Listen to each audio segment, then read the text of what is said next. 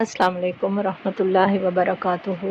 हमारी आज की आयत सूरत आले इमरान 166 से 170 तक। ये ईमान को जगाने वाली आयत, आजमाइश और शहादत का मकाम, बुलंद मकाम और असल हकीकत बयान करना। जब हालात बिगड़ने लगें तो ये आयत नूर हिदायत है, इनको पढ़ना। फिर यह है कि कुरान का क्या फ़ैसला है शहीदों के बारे में। चलें इन आयत का अब तर्जमा, लफ्ज़ी तर्जमा और मुख्तसर तफसीर देखते हैं। वमा, और जो कुछ, अस्वाबाकुम, पहुँचा तुम्हें, यौमा, जिस दिन, अत्तकल, आमने सामने हुई, अलजमाआनी, दो जमातें, बिइज़्निल्लाही, बस अल्लाह के इज़्न से था, वलियअलमा, और ताकि वो जान ले, अलमुमिनीन, मोमनों को।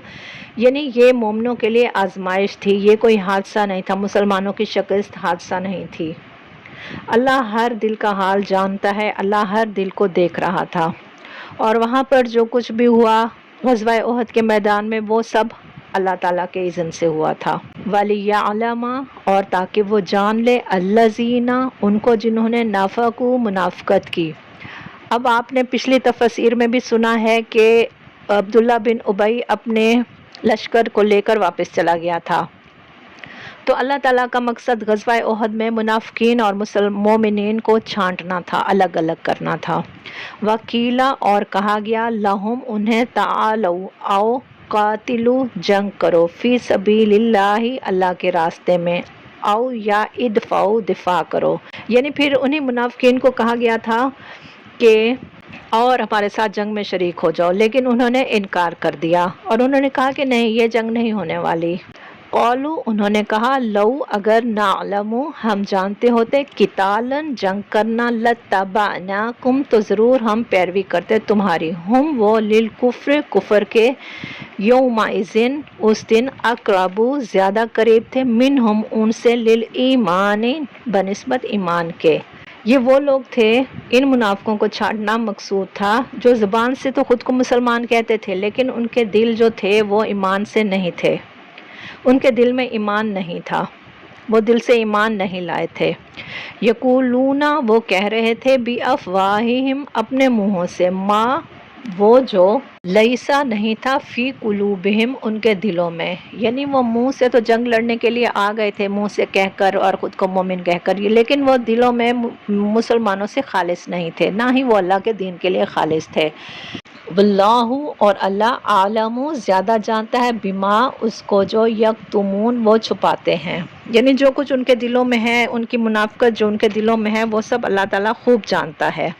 अल्लज़ीना, वो जिन्होंने, कौलू, कहा, लिइख्वानिहिम, अपने भाइयों को, वक़अदू, और वो खुद बैठे गए, लऊ, अगर, अताऊना, वो अतात करते हमारे। यानी वो लोग खुद तो पीछे चले गए थे ना, जंग से हट गए थे, उन्होंने जंग नहीं की थी, तो फिर वो जो लोग जंग में गए थे उनके बारे में कह रहे थे कि अगर वो इताअत करते हमारी, माँ, ना कोतिलु, व कत्ल किए जाते। यानी वो उन लोगों के बारे में कह रहे थे कि जो जंग पर गए थे, कि अगर वो जंग ना करते, वो जंग पर ना जाते, तो वो भी हमारी तरह बच जाते। कुल, कह दीजिए, फदराऊ, बस दूर करो, अनफुसिकुम, अपने नफ्सों से, अलमौता, मौत को, इन, अगर, कुंतुम, हो तुम, सादिकीन, सच्चे। तो उनको कहा जा रहा है कि क्या तुम मौत को टाल सकते हो? जब तुम पर मौत आएगी तो फिर तुम उससे बच कर दिखाना। ये उनकी दुनियावी फ़लसफ़ा है ना कि ज़िंदगी छुप कर बैठने से बच जाएगी, जबकि उनका हर एक का वक्त मुकर्रर है। कोई किलों में जाकर छुप भी जाएगा ना, तो भी उनकी ज़िंदगी नहीं बचेगी। ये उनका तकदीर पर ईमान की कमज़ोरी है, जिसको वो नहीं एक्सेप्ट कर रहे। और वो चाहते हैं कि अगर वो समझते हैं कि अगर वो बाहर ना जाते, जंग के लिए ना निकलते, उनके भाई बंदा और बाकी दोस्त, तो वो बच जाते, जबकि ऐसा नहीं है। मौत हर एक की मुकर्रर वक्त पर है। वाला, और ना, तहसबन्ना, आप हरगिज़ गुमान करें, अल्लज़ीना, उनको, जो, कुतिलू, कत्ल कर दिए गए, फ़ी सबीलिल्लाहि, अल्लाह के रास्ते में, अमवाता, मुर्दे। अब इस आयत में कुरान अपना फ़ैसला सुना रहा है, अल्लाह ताला अपना फ़ैसला सुना रहा है। अल्लाह ताला कहते हैं कि जो अल्लाह की राह में शहीद हुआ है, उसे मुर्दा ना समझो, बल्कि بلکہ احیاء زندہ ہیں اندہ پاس ربہم اپنے رب کے، یرزقون اور وہ رزق دیے جا رہے ہیں۔ کہاں ہم دنیا میں زندہ ہو کر بھی رزق کے لیے مارے مارے پھر رہے ہیں، کسی کے رزق میں تنگی ہے، کسی کو نہیں مل رہا، کسی کو کیا مسئلے ہیں، کسی کو کیا مسئلے، اور کہاں وہ اللہ کی راہ میں قربانی دے کر جنت میں عیش کر رہے ہیں، اور مردے ہونے کے باوجود یعنی اللہ کی نظر میں وہ زندہ ہیں اور وہ رزق بھی دیے جا رہے ہیں۔ تو کیا ہم اس فلسفے پر یقین رکھتے ہیں کہ شہید زندہ ہے؟ کیا ہم اس بات کو تسلیم کرتے ہیں؟ وہ جنت کی نعمتوں میں پرسکون اور آرام دہ زندگی گزار رہے ہیں، صرف اللہ کی راہ میں قربانی دے کر اور دنیا کی فکروں سے نکل کر اللہ کی رضا کے کام کر کے۔ ہم بھی کہتے ہیں کہ ہمارے مسائل حل نہیں ہو رہے، ہمارا فلاں مسئلہ ہے، ہمارا فلاں مسئلہ ہے، تو کبھی ہم نے یہ بھی سوچا ہے، ہم نے یہ بھی دیکھا ہے کہ ہم اللہ کے لیے کیا کر رہے ہیں، ہم نے اللہ کی راہ میں کیا کیا ہے؟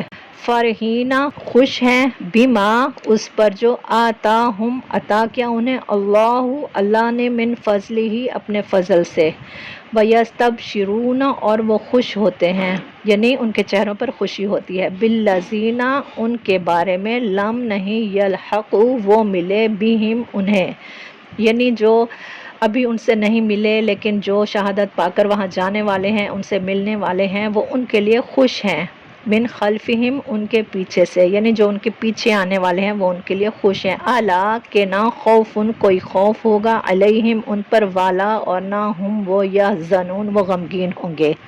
یعنی نبی کریم صلی اللہ علیہ وسلم کی ایک حدیث مروی ہے جس کا مضمون یہ ہے کہ جو شخص دنیا سے جاتا ہے اسے اللہ کے ہاں اس قدر پر لطف اور پر کیف زندگی میسر آتی ہے جس کے بعد وہ کبھی دنیا میں واپس آنے کی تمنا ہی نہیں کرتا، مگر شہید اس سے مستثنا ہے، وہ تمنا کرتا ہے کہ پھر دنیا میں جائے اور پھر اس لذت، اس سرور اور اس نشے سے لطف اندوز ہو جو راہ خدا میں جان دیتے وقت اسے حاصل ہوئی تھی۔ کتنے بڑے اجر، کتنے بڑے فضل، کتنی بڑی فضیلت کی یہ بات ہے کہ ایک شہید مردہ ہو کر بھی زندہ ہے اور وہ رزق دیا جاتا ہے، اور یہاں پر زندہ لوگ مردوں سے زندگی گزار رہے ہیں۔ یعنی اس سب کا مفہوم یہ ہے کہ آزمائش ایمان کو ظاہر کرتی ہے، منافق ہمیشہ پیچھے ہی رہتا ہے۔ پھر یہ ہے کہ شہید مردہ نہیں بلکہ زندہ ہیں اور رزق پاتے ہیں۔ اللہ کی راہ میں موت نقصان نہیں بلکہ بہت بڑی کامیابی ہے۔ اللہ تعالی ہمیں بھی شہداء کی راہ پر چلنے کی توفیق دے اور ہمارے ایمان میں پختگی عطا فرمائے۔ یہ آیات کا بیان نہیں بلکہ یہ ہماری زندگی بدلنے کا، ہمارے دلوں کے رخ بدلنے کا بیان ہے۔ ان آیات میں سے آپ کے دل کو کس آیت نے چھوا ہے؟ آپ کے دل پر کس آیت نے اثر کیا ہے؟ کمنٹ کر کے مجھے لازمی بتائیں۔ چینل کو لائک کریں، سبسکرائب کریں اور شیئر کریں تاکہ یہ آپ کے لیے صدقہ جاریہ بن جائے اور آپ کے لیے نیکی اور آخرت میں اجر کمانے کا باعث بنے۔